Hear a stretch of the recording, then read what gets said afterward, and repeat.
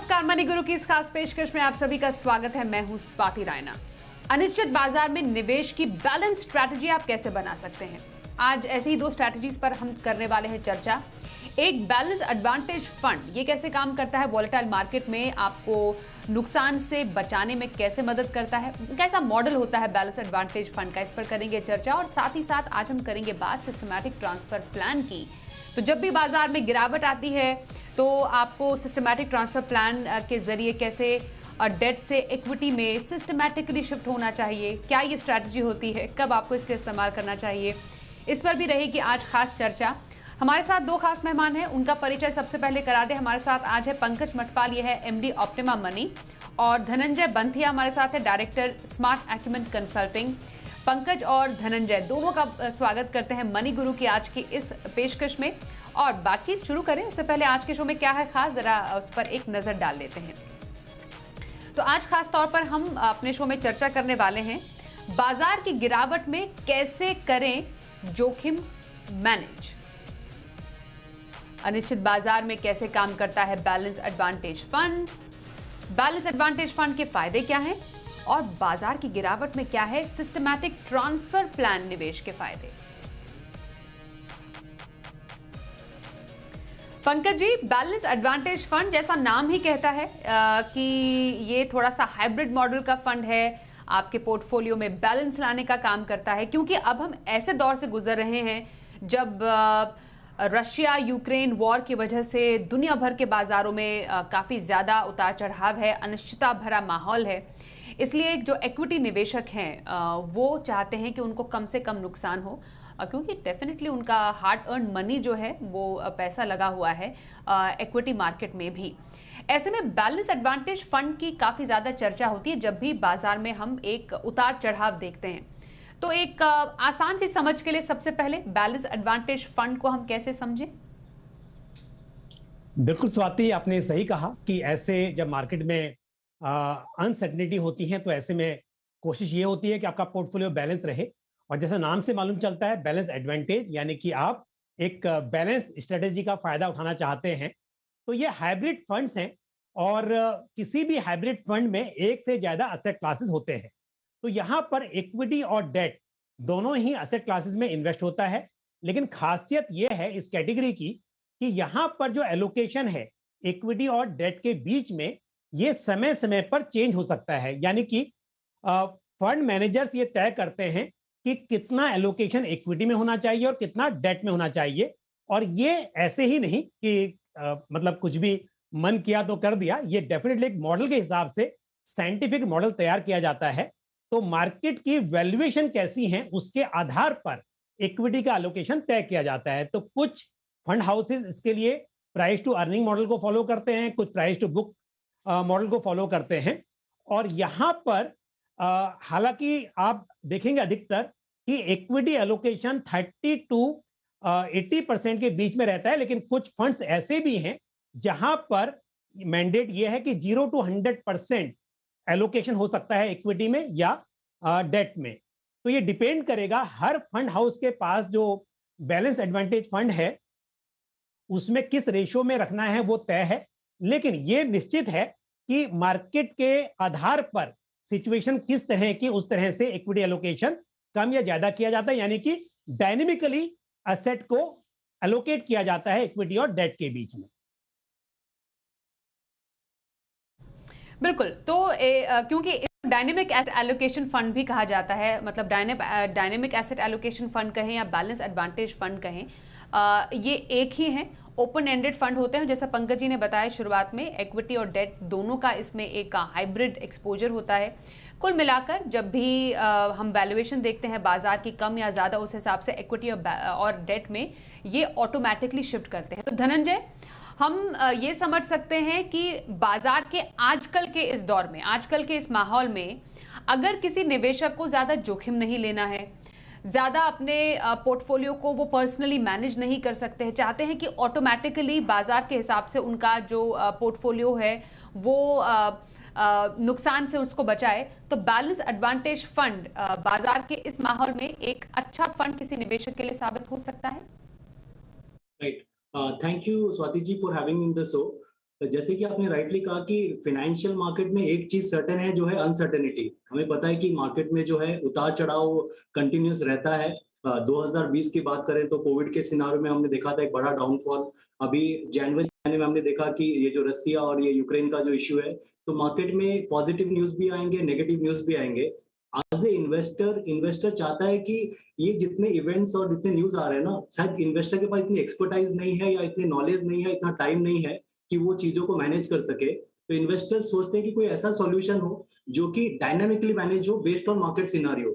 जैसे कि अगर मार्केट अभी ऊपर के तरफ है, तो जनरली बोला जाता है कि जहां पर मार्केट थोड़ा सा ऊपर है वहां पर हल्का सा आप प्रॉफिट बुक कर सकते हैं अपने पोर्टफोलियो में, क्योंकि इन्वेस्टर को ये नहीं पता है कि यहाँ से मार्केट और बढ़ेगा या यहाँ पर रुकने वाला है, यहाँ गिरने वाला है। जब हमारे पास एक टीम रहती है, एक फंड मैनेजर रहते हैं, एक मैट्रिक्स रहता है जिससे फंड मैनेज होता है, तो इन्वेस्टर के लिए हेडेक नहीं रहता है कि उनको पर्सनल लेवल पे कुछ मैनेज करना है। तो there is a professional team जो काम करती है इन्वेस्टर के बिहाफ में, जो मैनेज करती है एंटायर पोर्टफोलियो को। जब मार्केट का लेवल ऊपर रहता है तो जनरली वो क्या करते हैं कि इक्विटी का एक्सपोजर जो है कम कर देते हैं, क्योंकि हो सकता है कि इक्विटी में थोड़ा सा प्रॉफिट बुक हो या हल्का सा करेक्शन आए, और जहां पर बॉटम लेवल्स में आते हैं या मार्केट में हल्का सा करेक्शन होता है तो हल्की सी इक्विटी एक्सपोजर बढ़ा दी जाती है। तो ये विन विन सिचुएशन है। अगर मार्केट नीचे है तो कहीं ना कहीं आपको अगर गिरावट ज्यादा होती है तो ज्यादा डाउनफॉल नहीं दिखेगा, और जनरली अगर मार्केट के ट्रेंड्स अच्छे होते हैं तो बेटर देन अ डेट, अगर एफडी प्लस या डेट प्लस रिटर्न पाने की कोशिश करते हैं तो this can be a wonderful asset class. बिल्कुल पंकज जी, अब ऐसा तो नहीं है कि बाजार के चाल के हिसाब से जो निवेशक है वो अपने फंड का चुनाव करे, उनको अपने लक्ष्यों के हिसाब से किसी भी फंड का चुनाव करना चाहिए। बाजार के उतार चढ़ाव तो पीरियोडिकल होते हैं, आते रहते हैं, और जैसा कि हमने पिछले कई दौर में देखा है, ये जो जियोपॉलिटिकल टेंशन्स होते हैं वो एक शॉर्ट टर्म साइकिल के होते हैं। लॉन्ग टर्म के लिहाज से किसी के निवेश में इसका बहुत बड़ा इम्पैक्ट नहीं होना चाहिए। अब जब हम बैलेंस एडवांटेज फंड में एक नजरिए से निवेश की बात करें, ये तो हमें मालूम चल गया कि हाँ, बाजार की वॉलेटिलिटी में ऑलरेडी अगर आपके पोर्टफोलियो में बैलेंस एडवांटेज फंड है तो आपको शायद नुकसान कम हो, ये उन निवेशकों के लिए है जिनके पास ऑलरेडी ऐसा कोई फंड है। लेकिन कैसे लक्ष्य के लिए, कितने साल के लिए किसी को एक बैलेंस एडवांटेज फंड में निवेश करना चाहिए? बिल्कुल Swati, I agree with you कि यदि आप लॉन्ग टर्म इन्वेस्टर हैं और आपके फाइनेंशियल गोल्स सेट हैं तो उस हिसाब से फिर आपको इक्विटी, डेट, गोल्ड सभी तरह के यानी कि एसेट क्लास के हिसाब से, और साथ ही लार्ज कैप, मिड कैप, उस हिसाब से आप तय करेंगे। लेकिन यदि आप मान लीजिए शुरुआती दौर में हैं, आप म्यूचुअल फंड में अभी अभी शुरू कर रहे हैं इन्वेस्टमेंट करना, आपको ज्यादा आइडिया नहीं है, आपको रीबैलेंसिंग क्या होती है, एसेट एलोकेशन क्या होता है, सब चीजों की जानकारी नहीं है, और आप सोचते हैं कि एक स्कीम से स्टार्ट कर दें और यहां पर कोई आपकी मदद करे, यानी कि फंड मैनेजर वो खुद तय करे कि कब आपका एलोकेशन किस तरह के एसेट क्लास में ज्यादा या कम होना चाहिए, तब ये बैलेंस एडवांटेज फंड सही रहेंगे।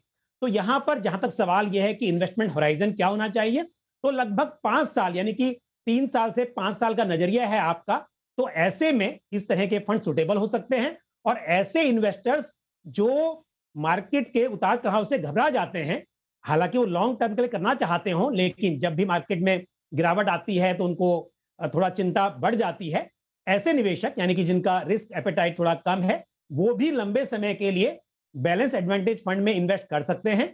अदरवाइज तो मतलब मेरा कहना यह है कि यदि आपके पास समय काफी लंबा है और आप समझते हैं म्यूचुअल फंड के उतार चढ़ाव को और लॉन्ग टर्म में किस तरह के फायदे यहाँ पर होते हैं, तब आप अपने गोल्स के हिसाब से इक्विटी फंड्स और डेट फंड्स में अलग अलग कर सकते हैं। लेकिन जैसा मैंने कहा कि 3 से 5 साल का नजरिया हो, या फिर ऐसे निवेशक जिनका रिस्क एपेटाइट थोड़ा सा मॉडरेट हो, वो निवेशक अपने पोर्टफोलियो में इस तरह की स्कीम को शामिल करें। बिल्कुल। और इनफैक्ट धनंजय, हम इस तरीके का मार्केट फॉल या कभी बाजार में एक तेजी देखते हैं, हमने ये ज़रूर देखा है और नोटिस किया है कि निवेशक जो हैं वो काफ़ी इमोशंस के आधार पर अपना फैसला लेते हैं। बाजार चढ़ा तो चलिए और निवेश करते हैं, बाजार गिरा तो चलो प्रॉफिट बुकिंग करनी शुरू कर देते हैं, जबकि ये एक सही अप्रोच नहीं है।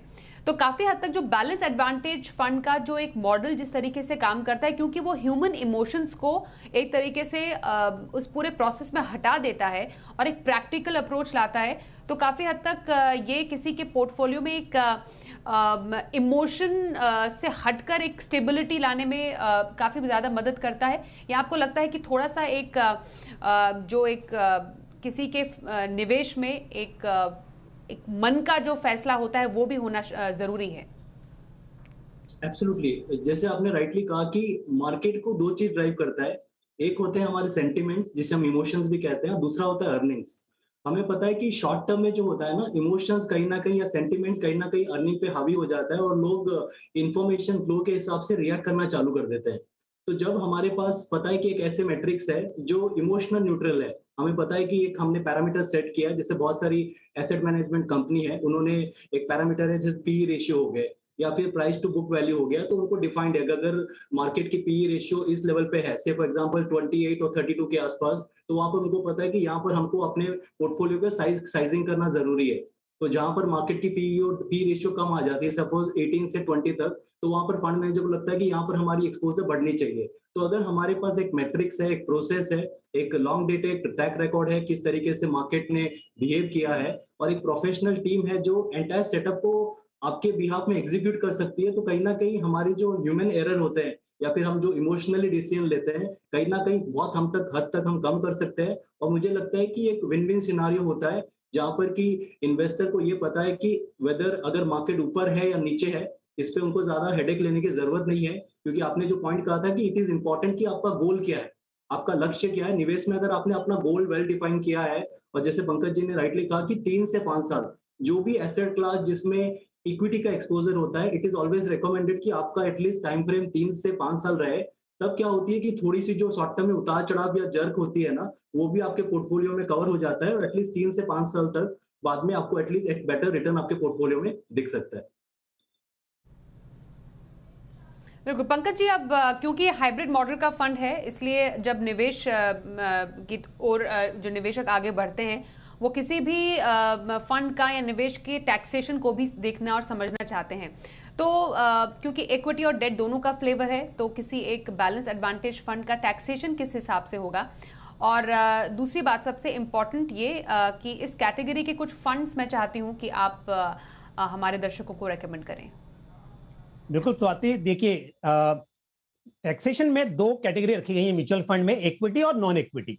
जहां पर इक्विटी एलोकेशन 65% या उससे ज्यादा होता है, वो इक्विटी फंड का टैक्सेशन अट्रैक्ट करता है। तो यहां पर बैलेंस एडवांटेज फंड में हालांकि इक्विटी एलोकेशन बहुत कम भी हो सकता है, 65% से काफी कम भी हो सकता है, लेकिन यहां पर डेरिवेटिव से इसको हेज किया जाता है और आर्बिट्राज का इस्तेमाल होता है। तो यानी कि इस तरह से डिजाइन किया गया है इस कैटेगरी के फंड्स को कि यहां पर जो ग्रॉस एलोकेशन है इक्विटी का, वो 65% से ऊपर ही रहेगा। यानी कि नेट एलोकेशन बहुत कम हो सकता है, लेकिन ये टैक्स एफिशिएंट रहेंगे और यहां पर हमेशा इक्विटी टैक्सेशन एप्लीकेबल होगा। तो यानी कि लॉन्ग टर्म में यहां पर आपको जो हम बोलते हैं कि इक्विटी में 1 साल के बाद यदि आप रिडीम कर रहे हैं, तो उस केस में आपका 1 लाख तक के कैपिटल गेन पर कोई टैक्स नहीं लगेगा, और उसके बाद जो एक्सीडिंग 1 लाख होगा लॉन्ग टर्म कैपिटल गेन, उसके ऊपर 10% का टैक्स लगेगा और शॉर्ट टर्म में 15%। तो इस हिसाब से ये टैक्स एफिशिएंट हो जाते हैं। तो ये इसकी खासियत है। और साथ ही जहां तक स्कीम का सवाल है, तो मैं कुछ स्कीम रेकमेंड करूंगा। एक तो है ICICI prudential balance advantage fund.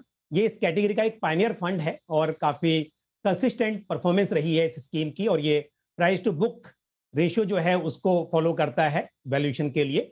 साथ ही आदित्य बिरला सन लाइफ बैलेंस एडवांटेज फंड और Nippon India balance advantage fund. तो ये 3 स्कीम मेरे हिसाब से इस कैटेगरी की अच्छी स्कीम्स हैं, ये कंसिडर की जा सकती हैं। तो जोखिम भरे बाजार में निवेश स्ट्रैटेजी पर हम कर रहे हैं चर्चा। हमारे साथ है पंकज मटपाल ऑप्टिमा मनी से और धनंजय बंथिया हमारे साथ है स्मार्ट एक्यूमेन कंसल्टिंग से। अब बात होगी सिस्टमैटिक ट्रांसफर प्लान की।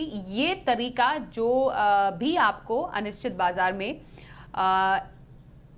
फायदा पहुंचाने में काम कर सकता है। अब एसआईपी के बारे में तो आपने सुना होगा, सिस्टमैटिक इन्वेस्टमेंट प्लान। एसडब्ल्यूपी पर भी हमने कई बार बात की, सिस्टमैटिक विड्रॉल प्लान। अब एसटीपी ये क्या है और ऐसे बाजार में इसका फायदा आप कैसे उठाएं? Pankaj ji, STP systematic transfer plan कैसे समझे इसे? बिल्कुल, देखिए जैसा आपने कहा भी एसआईपी के बारे में, और लोगों का बहुत जानकारी भी है एसआईपी की।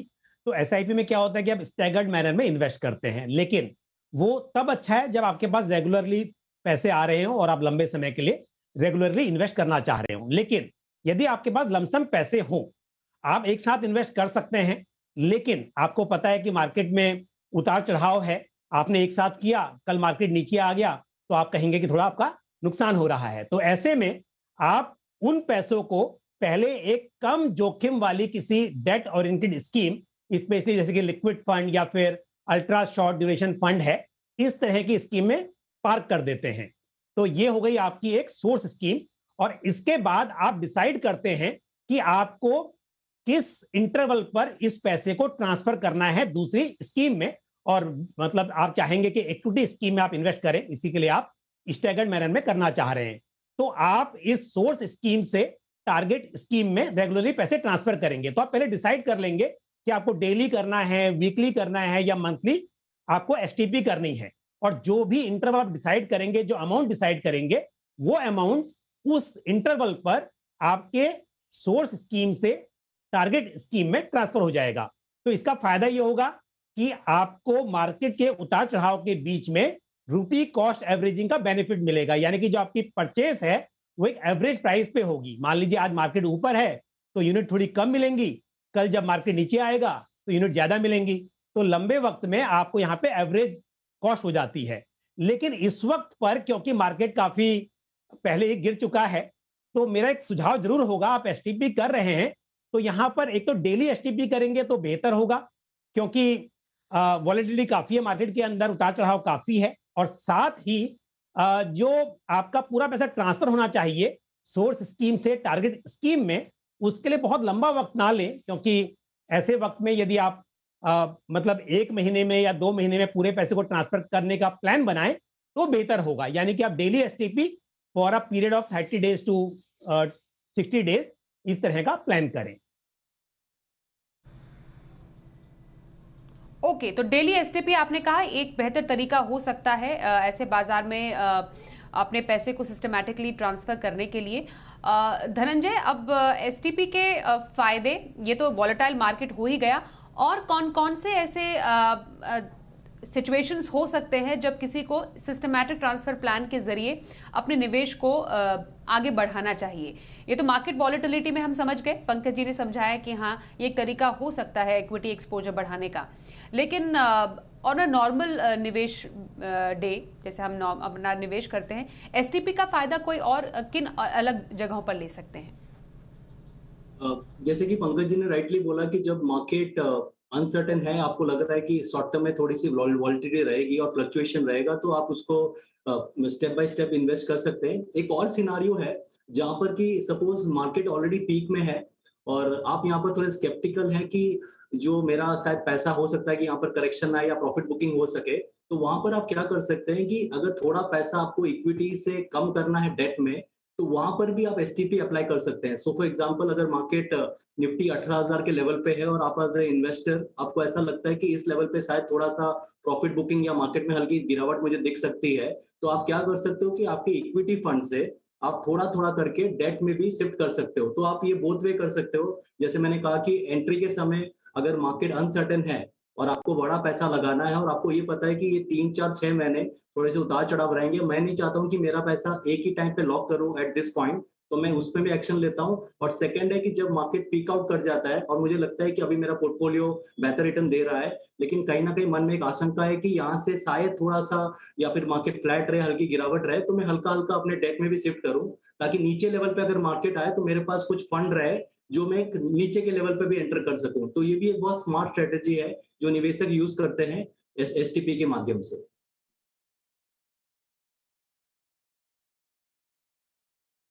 पंकज जी, अब मैं एक करंट सिनारियो पे एक बार फिर से आपसे समझना चाहती हूँ। अभी क्योंकि लोग चाहते हैं कि हाँ उनका जो पैसा है वो सही जगह पर लगे, इक्विटी में भी वो निवेश का फायदा ले, मार्केट करेक्शन का वो एक बेनिफिट यहाँ पर उठा पाएं। अभी जो दर्शक आपको देख रहे हैं, कौन सी एसटीपी स्ट्रैटेजी अभी करंट मार्केट सिनारियो में एक निवेशक को करनी चाहिए? स्वाति देखिए, क्या होता है कि आपको कभी भी स्टैगर्ड मैनर में इन्वेस्टमेंट करना बेहतर रहता है। लेकिन अगेन, जैसा शुरुआत में आपने जिक्र किया था इमोशनल बायसेस का, जिसकी वजह से ऐसा हो नहीं पाता है, क्योंकि कोशिश तो ये होती है, चाहता हर व्यक्ति ये है कि बॉटम पे बाय करे और पीक पे सेल करे, लेकिन होता अक्सर उल्टा है, ग्रीड और फियर की वजह से। तो क्योंकि अपने आप इमोशन पे कंट्रोल नहीं होता, तो ऐसे में हम ये कहते हैं कि आप एसटीपी के जरिए निवेश कर लीजिए, ताकि अपने आप वो जो भी आपने एक बार डिसाइड किया है उस हिसाब से पैसे ट्रांसफर होते रहे। अब यहाँ पे एक तो आपका जो स्टैंडर्ड एसटीपी है कि आपने फिक्स अमाउंट किया कि मुझे 5,000 रुपीज हर दिन मेरे ट्रांसफर होने चाहिए मेरी डेट स्कीम से इक्विटी स्कीम में, वो एक चॉइस है। साथ ही तो इसमें तो मतलब आपको सेम अमाउंट होता रहेगा और यूनिट्स कम या ज्यादा मिलेंगी डिपेंडिंग ऑन कि मार्केट, इक्विटी मार्केट ऊपर है या नीचे है। लेकिन उसके अलावा आजकल थोड़े से और भी यहां पर बहुत सारे ऑप्शंस अवेलेबल हैं, जैसे कि एक है बूस्टर एसटीपी।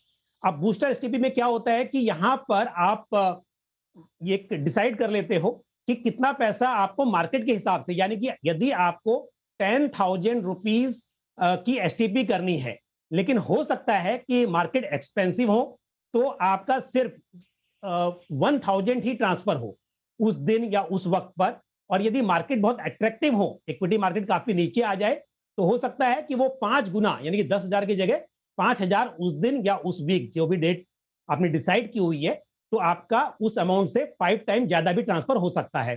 तो ये स्ट्रेटेजी भी काफी अच्छी होती है, क्योंकि आप भी चाहते हैं कि मार्केट में बहुत गिरावट है तो आप ज्यादा परचेज करें। तो यदि आपने ये वाली स्ट्रेटेजी ली हुई है बूस्टर एसटीपी की, तो यहां पर होगा ये कि अगर मार्केट में बहुत गिरावट आ गई तो आपका ज्यादा पैसा डेट से इक्विटी में ट्रांसफर हो जाएगा, आपको यूनिट्स इक्विटी फंड की ज्यादा मिल जाएंगी।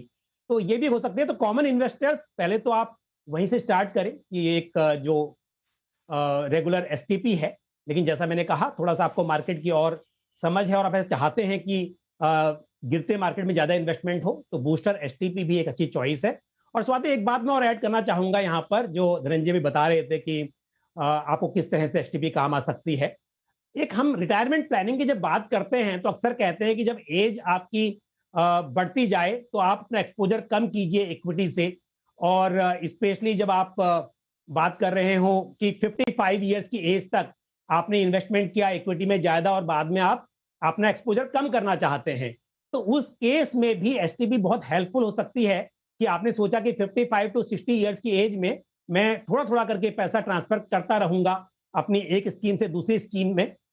वहां उल्टा हो सकता है कि आप इक्विटी से डेट में ट्रांसफर करें, लेकिन उस पर्पस के लिए भी एसटीपी एक बहुत कामयाब स्ट्रेटेजी हो सकती है। बिल्कुल, बहुत धन्यवाद पंकज जी और धनंजय, आप दोनों काम करते हैं मनी गुरु में, आज हमारे साथ शामिल हुए, क्योंकि कई दर्शकों के मन में इस वक्त सवाल ये है कि अपनी पूंजी को कैसे बचाएं। तो पूंजी को बचाने का तरीका है अपनी स्ट्रैटेजी में थोड़ा बदलाव कर सकते हैं, ऐसे फंड सिलेक्शन कर सकते हैं, ऐसी स्ट्रैटेजी बना सकते हैं जिसमें गिरते बाजार में भी ज्यादा से ज्यादा मुनाफा आप कमा पाएं।